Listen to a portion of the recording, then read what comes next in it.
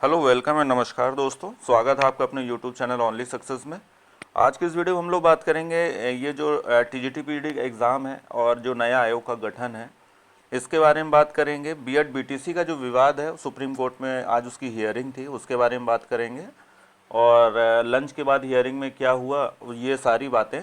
इसीलिए वीडियो में हियरिंग का ही वेट कर रहा था कि अगर एक फाइनल डिसीजन आ जाए उसके बाद मैं वीडियो बना के आप लोगों को इन्फॉर्म कर दूंगा। और फिर सुपर टेट विज्ञापन पे बात करेंगे, एलिजिबिलिटी पे सारी बात करेंगे। तो वीडियो को पूरा एंड तक जरूर देखिए आप लोग। और इसके बाद अगर लगता है कोई ऐसी चीज़ जो मैं बताने से रह गई है या इसके अलावा आपको कोई डाउट है तो कमेंट में ज़रूर पूछिए। कमेंट में उसके बाद मतलब जो मेरे स्तर पे अगर जानकारी होगी तो मैं उसको आप लोग साझा जरूर करूँगा। और अगर आप लोग टेलीग्राम चैनल से जुड़ना चाहें तो डिस्क्रिप्शन से जुड़ जाइए, वहाँ पे लिंक दिया हुआ है। और टेलीग्राम पे day to day current affairs रहता है और वीडियोस जो रहते हैं वो रहेंगे। और कोई भी काम की जानकारी आपसे साझा की जाती है तो आप लोग उससे जुड़ जाइए। आपके एग्ज़ाम के लिए करंट अफेयर्स आपका बहुत उपयोगी रहेगा। सब फ्री ऑफ कॉस्ट है, उसमें कोई चार्जेबल नहीं है कोई भी चीज़। अगर जिन लोगों का टेलीग्राम चैनल से अगर डिस्क्रिप्शन से नहीं जुड़ पा रहे हैं तो वो लोग प्लीज़ यहाँ से टेलीग्राम पे जाके सर्च कराएंगे ओनली सक्सेस ऑफिशियल करके, तो वहाँ से डायरेक्टली आप लोग जुड़ सकते हैं। टेलीग्राम पे ही सर्च कराएंगे, सेम लोगो है। तो अब बिना देर के अब शुरू करते हैं एक एक चीज़ सारी, पॉइंट बाय पॉइंट क्या आज की न्यूज़ है। देखिए, सबसे पहले तो हम लोग बात कर लेते हैं ये जो सुप्रीम कोर्ट में आज हियरिंग थी। लास्ट वीडियो जो मैंने बनाया था अभी तक, हालांकि सुपर टैट को रिलेटेड मैं बहुत ज़्यादा न्यूज़ में आप लोगों से शेयर नहीं कर रहा था। मुझे लगा कि शायद ऑलरेडी इतनी जानकारी है यूट्यूब पे कि लोग तरह तरह से जानकारी दे रहे हैं, तो इसलिए मुझे लगा कि आपके पास काम भर की जानकारी मिल जा रही है आप लोगों को। इसीलिए सुपर टैट या बीएड बीटीसी से रिलेटेड जानकारी पे कोई वीडियो नहीं बना रहा था। लेकिन फिर यह है कि कुछ जानकारी ऐसी थी कि मुझे लगा कि फैक्चुअल जानकारी, मतलब कोई पेपर से रिलेटेड नहीं, या जो मुझे ऐसा लगता है कि आपके काम की हो सकती है, मुझे जानकारी कहीं से होती है, इसलिए सुपर टैट से रिलेटेड भी मुझे लगा कि आपको कुछ पता होना चाहिए। इसलिए इस पर भी अब वीडियो, आप अगर मेरे पास कोई जानकारी होगी तो आपसे ज़रूर शेयर करूँगा। अच्छा, 16 नवंबर आज है। आज बीएड बीटीसी का विवाद जो था उसमें सुप्रीम कोर्ट में हियरिंग थी। तो ये बेसिकली जिन लोगों को नहीं पता है उनके लिए बस एक ब्रीफ कर देता हूँ। हालांकि इतना सब यूट्यूब पे चल रहा है तो शायद आप लोग भी बोर ही हो गए होंगे सुप्रीम कोर्ट हाई कोर्ट करके। कई स्टेट्स में बीएड वर्सेस बीटीसी का केस चल रहा है एलिजिबिलिटी को लेके। तो एलिजिबिलिटी में यह है कि कई स्टेट गवर्नमेंट बीएड वालों के फेवर में है और कई स्टेट गवर्नमेंट जो है बीटीसी वालों के फेवर में है। और लेकिन जो अभी तक मानव संसाधन जो मंत्रालय है या एनसीटी के द्वारा जो नोटिस जारी किया गया था उसमें प्राइमरी की वैकेंसी के लिए जो 1 से 5 तक वाले होते हैं उसमें बीएड वालों को एलिजिबल कर दिया गया था, जिसमें पहले बीटीसी वाले एलिजिबल थे। तो अभी क्या है, उसी से रिलेटेड के सुप्रीम कोर्ट में जो अभी चल रहा है उसमें ये था कि हियरिंग सुप्रीम कोर्ट में थी। यूपी के जो लोग हैं उनके लिए बता दूं, यूपी हाई कोर्ट में भी इससे रिलेटेड केस चला था। अगर आपने टेट दिया होगा तो आपका जो रिज़ल्ट है उसमें आपका बीएड वालों का रिज़ल्ट नहीं आया है, मतलब उसमें कोर्ट केस मेंशन हुआ है कि कोर्ट के बाद ही मतलब माना जाएगा ये। तो अभी हुआ क्या है कि जो सुप्रीम कोर्ट में जो केस चल रहा है उसमें एनसीटी भी पार्टी है, ह्यूमन रिसोर्स डिपार्टमेंट भी पार्टी है, एचआरडी मिनिस्ट्री, यूपी गवर्नमेंट भी पार्टी है। और अच्छी बात यह है कि बीएड वालों के पक्ष में यूपी गवर्नमेंट पार्टी है। आज हियरिंग थी, सुबह से पहले बिफोर लंच हियरिंग चल रही थी।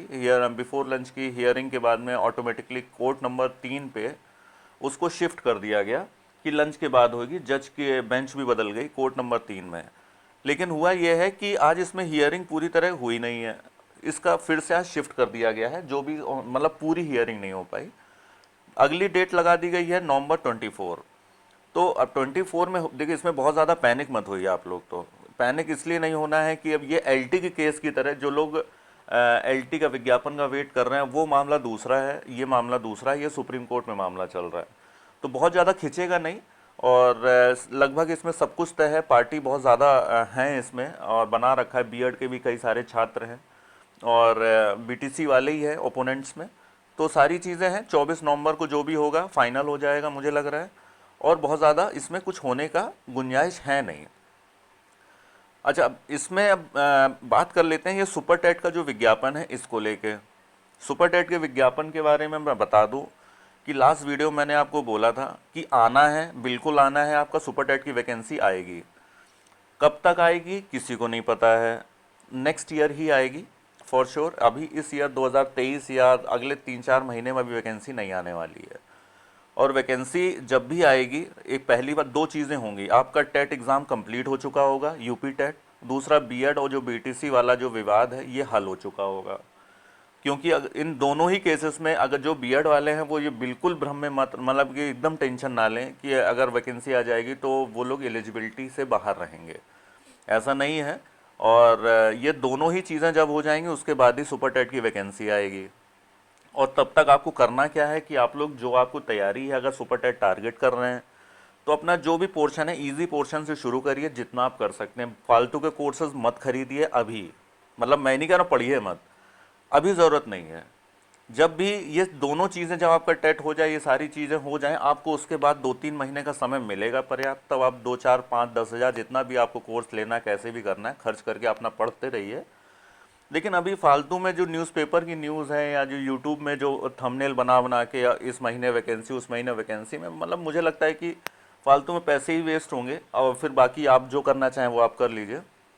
क्योंकि जब मैं ऐसी एडवाइस करता हूँ तो कमेंट में कई लोगों का ये मतलब ऐसे आता है कि मतलब आप जो है, मतलब ऐसे क्यों बोलते हैं, कोर्स मत लीजिए, ऐसे मत करिए। मतलब ये आप फाइनली करना आप ही को है, मेरी एडवाइस है, मत मानिए, मानिए, ये आप पे पूरी तरह से, आप इसके लिए स्वतंत्र हैं। तो इसमें अपने आप से तैयारी शुरू कर दीजिए। और इसके बाद में सुपर टेट लेकिन आएगा ज़रूर, ये मैं पहले भी बोल चुका हूँ और अभी भी बोल रहा हूँ, सुपर टेट की वैकेंसी ज़रूर आएगी और गोल्डन अपॉर्चुनिटी होगी। मिनिमम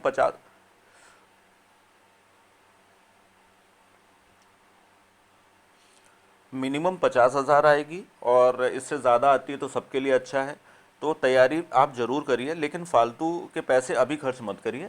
और जब ऐसा होगा, नोटिफिकेशन आना होगा, तो उसी बात खरीदिए। और एलिजिबिलिटी की बात है, देखिए जो पक्ष सरकार रख रही है, जो सारी चीज़ें हैं, मुझे लगता है कि बीएड और बीटीसी दोनों ही एलिजिबल होंगे। और उसमें संशय बिल्कुल भी होना नहीं चाहिए किसी को भी। अब बात कर लेते हैं, ये टीजीटी पीजीटी की जो परीक्षा तिथि है, ये इस पे तो कल से लेकर आज तक काफ़ी जानकारी आप लोग को मिल गई होगी मुझे लगता है। देखिए ये चीज़ें वही हैं जो मैं पहले से बोल रहा था, आज भी वही चीज़ बोल रहा हूँ कि अपनी तैयारी फेब्रवरी लैंडमार्क बना के चलिए।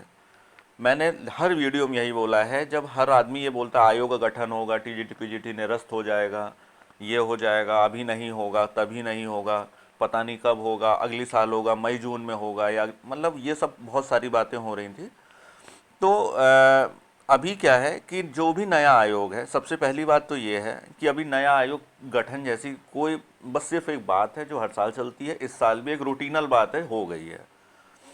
रूटीनल से मतलब है कि इसमें बातें हुई हैं, लेकिन गठन वठन जब होगा, लेकिन आपसे इसका कोई लेना देना नहीं, आपकी परीक्षा से इसका कोई लेना देना नहीं है। आपकी जो परीक्षा होगी, जो वर्तमान में आयोग संचालित है, उसी से ही आपकी टीजीटी पीजीटी की परीक्षा होगी। और सदस्य कब आएंगे नहीं आएंगे वो आप छोड़ दीजिए, आप अपना फैब का टारगेट बना के चलिए। फैब में आपका एग्ज़ाम 100% हो जाएगा, बिल्कुल भुलावे मत रहिए। वरना जब डेट आएगी और समय कम रह जाएगा तो आप लोग ज़रूर याद करेंगे कि मैंने आपको बोला था, शायद सबसे पहले ही बोला है कि फैब में आएगा, 1 महीने पहले से बोल रहा हूँ मैं। तो बिल्कुल ही भुलावे मत रहिए, अभी समय है आपके पास, लगभग 2 से 3 महीने तो है ही। 3 महीने का टारगेट बनाइए और अपनी तैयारी को एकदम झोंक दीजिए अपने आप को, एक नौकरी आपकी पक्की पक्का हो जाएगी। अब आयोग कब बनेगा नहीं बना, अच्छा सदस्य हैं, सदस्य जब आएंगे तब आ जाएंगे, लेकिन आपका जो भी तैयारियां हैं आयोग अपने हिसाब से कर रहा है। सदस्य आएंगे, उनको करना क्या है, सिर्फ एक डेट ही तो देनी है आपके लिए कि फरवरी में इस दिन आपका एग्ज़ाम है, हो गया। अब ऐसा थोड़ा ना है कि मतलब एग्ज़ाम डेट देने से पहले कोई मतलब सेलिब्रेशन होगा, कोई अनाउंसमेंट होगा, ऐसा कुछ नहीं है। जब सदस्य आएंगे, जो भी 10-11 सदस्य हैं आएंगे, अपना आने के बाद अपना नोटिस दे देंगे 1 हफ्ते के अंदर मीटिंग करके। फिर आप मेहनत करोगे तो अच्छा ये है ना कि जब तक सदस्य नहीं आ रहे हैं आपके पास एक एक्स्ट्रा समय है, तो अपना पढ़ते रहिए।